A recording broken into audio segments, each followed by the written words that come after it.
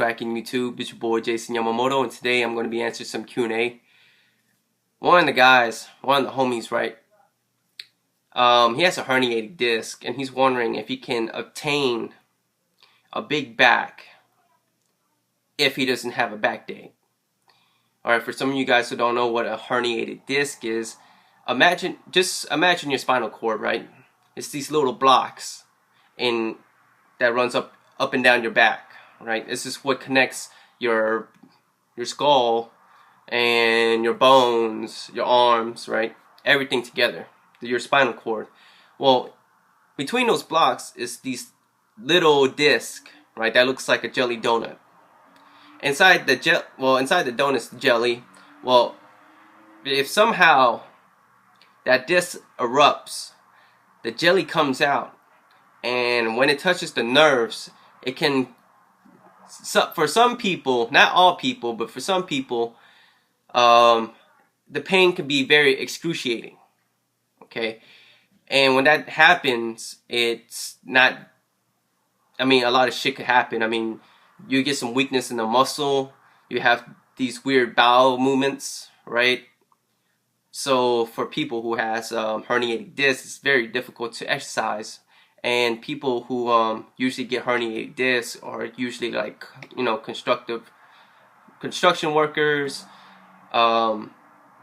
unexperienced weightlifters, inexperienced in anything lifting weights. Or it was just that one time they had to pick up a refrigerator and they twist something and that was it. They just got a herniated disc. That's what happened. But anyways, no, you can't get a big back if you don't work out your back. I'm sorry, dude. You're gonna have to find some sort of exercises that's going to allow you to train your back, right?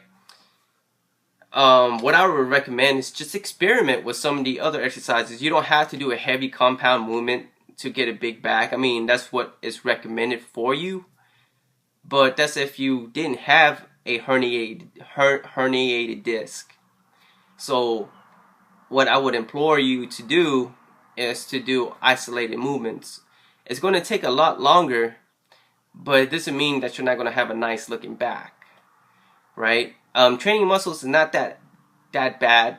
As for training for strength, I don't think I would recommend you doing it because of your herniated disc, and I don't want to disrupt it any more than what you have. So unless you go through some sort of surgery and add those metal discs into it, but dude, I can't really recommend you any really heavy compound movements like a deadlift, back squat, or anything like that.